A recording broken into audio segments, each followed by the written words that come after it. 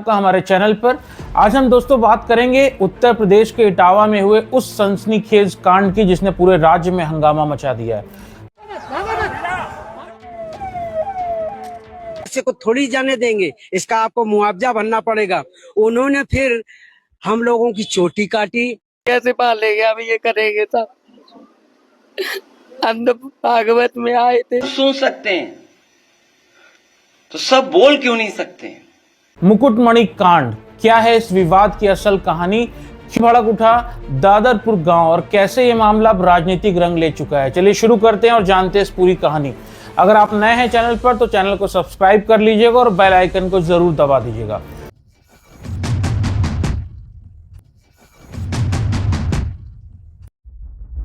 कहानी शुरू होती 21 जून 2025 को इटावा के बकेवर थाना क्षेत्र के दादरपुर गांव में।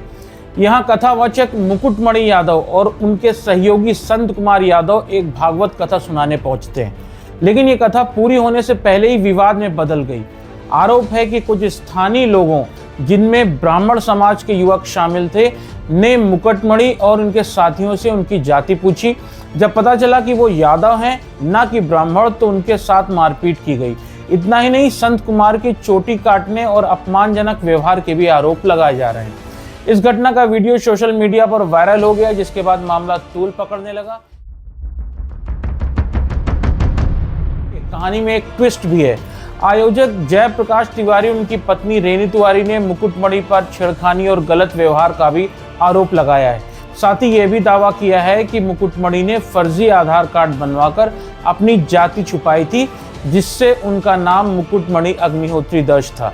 इस घटना के बाद इटावा में तनाव बढ़ गया और अहिर रेजिमेंट और यादव महासभा के सैकड़ों लोग दादरपुर गांव पहुंचे और पुलिस ने कुछ उपद्रवियों को गिरफ्तार भी किया है और कई वाहनों को भी सीज किया है। दूसरी तरफ पुलिस ने मुकुटमणि और संत कुमार के खिलाफ भी फर्जी आधार कार्ड और धोखाधड़ी का मुकदमा दर्ज किया है। इसने पूरे मामले को और अधिक जटिल बना दिया है। गांव में दोनों समुदाय, ब्राह्मण और यादव, आमने सामने आ गए और माहौल इतना गर्म हो गया कि सड़कों पर जाम लग गया। थाने के बाहर नारेबाजी हुई। मामले ने राजनीतिक रंग ले लिया है। समाजवादी पार्टी के अध्यक्ष अखिलेश यादव ने इस घटना को जातिगत अत्याचार करार देते हुए योगी सरकार पर जमकर हमला बोला। उन्होंने कहा कि ये पिछड़ा, दलित, अल्पसंख्यक, पीडीए समाज को दबाने की साजिश है। अखिलेश ने पीड़ित कथावाचकों से मुलाकात की और उन्हें आर्थिक मदद के साथ साथ एक ढोलक भी भेंट की। इस सरकार का रास्ता क्या है? कई मौकों पर मैंने कहा यह सरकार हार्टलेस है, अनडेमोक्रेटिक है और हर वो काम अनकॉन्स्टिट्यूशनल उसको सपोर्ट करती है।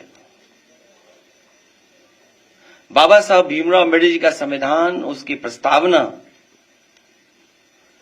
केवल प्रस्तावना के तहत ही अगर सरकार फैसला लेने लगे तो हमारे गरीब, गांव में रहने वाले लोग, पीडीए परिवार के लोग, दलित, पिछड़े, अल्पसंख्यक और जिनके साथ अन्याय हो रहा है, उनको न्याय मिलने लगे, उनका सम्मान होने लगे।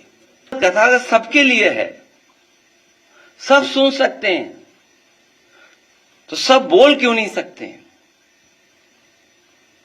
भगवत कथा भगवान कृष्ण से जुड़ी है।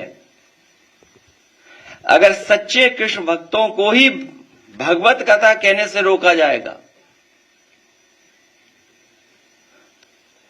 भागवत कथा तो भगवान कृष्ण से जुड़ी है। अगर सच्चे कृष्ण भक्तों को ही भागवत कथा कहने से रोका जाएगा तो कोई ये अपमान क्यों सहेगा?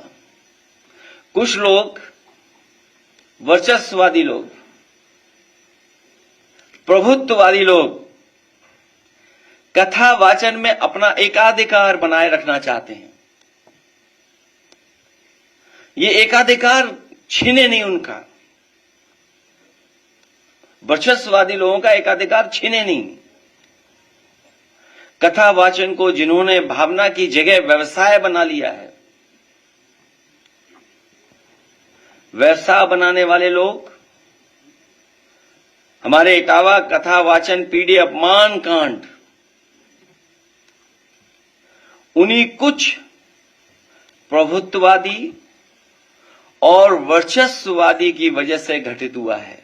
समय समय पर आप बहुत दावा करते हैं कि 370 खत्म किया है, तो देश में आप कानून ले आओ कि कथा वाचन का काम और एकाधिकार के लिए कानून ले आइए कि आप ही कह सकते हो और कोई दूसरा नहीं। के मंत्री जयवीर सिंह और केशव प्रसाद मौर्य ने अखिलेश पर बिना तथ्यों की जांच के मामले को जाति देने का आरोप भी लगाया। मुख्यमंत्री योगी आदित्यनाथ ने भी कहा कि कुछ लोग जाति विद्वेष फैलाने की कोशिश कर रहे हैं। दोस्तों, इटावा का ये कांड अब सिर्फ एक गांव की घटना नहीं रहा है। ये मामला लखनऊ से लेकर बिहार तक चर्चा का विषय बन चुका है। गांव में अभी भी तनाव है और अहिर रेजिमेंट के लोग गांव में एंट्री को लेकर सख्ती बरत रहे हैं। हम इतना ही बोलेंगे कि किसी को भी कानून अपने हाथ में लेने की जरूरत नहीं है। ये केवल पुलिस और कानून और सरकार का काम है कि दोनों पक्षों के साथ न्याय हो। कई सवाल अभी भी अनसुलझे हैं। क्या वाकई मुकुटमणि ने अपनी जाति छिपाई थी?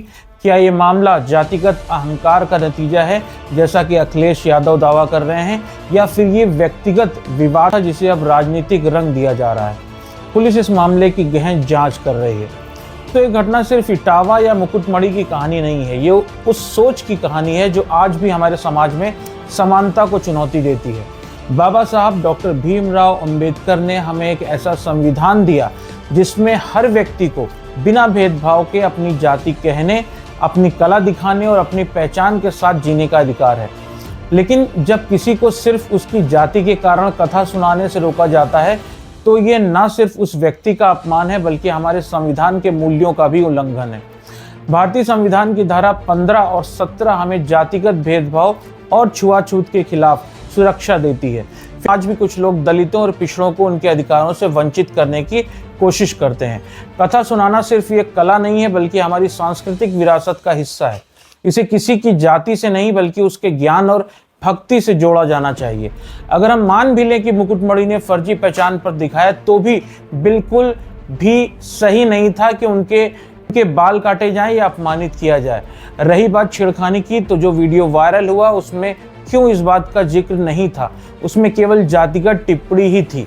इटावा कांड ने हिंदू राष्ट्र की अवधारणा को जिस तरह से उजागर किया है वह सामाजिक और धार्मिक संरचनाओं में गहरे अंतर्निहित जातिवादी और विशेषाधिकारवादी पूर्वाग्रहों को स्पष्ट रूप से दर्शाता है।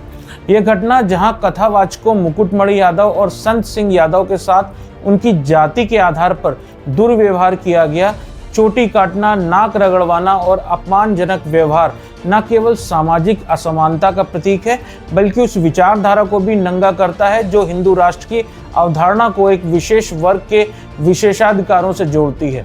ये कांड दर्शाता है कि हिंदू राष्ट्र का दावा करने वाली विचारधारा जो समानता और एकता का नारा देती है, वास्तव में जातिगत भेदभाव और सामाजिक पदानुक्रम को बढ़ावा दे सकती है, जो संविधान के समता के सिद्धांत और सनातन धर्म की मूल भावना के भी खिलाफ है। इटावा कांड में कथावाचकों की जाति पूछकर उनकी पवित्रता पर सवाल उठाना और उन्हें अपमानित करना उस दावे को उजागर करता है कि ईश्वर तक पहुंच या धार्मिक कर्मकांडों पर केवल एक विशेष वर्ग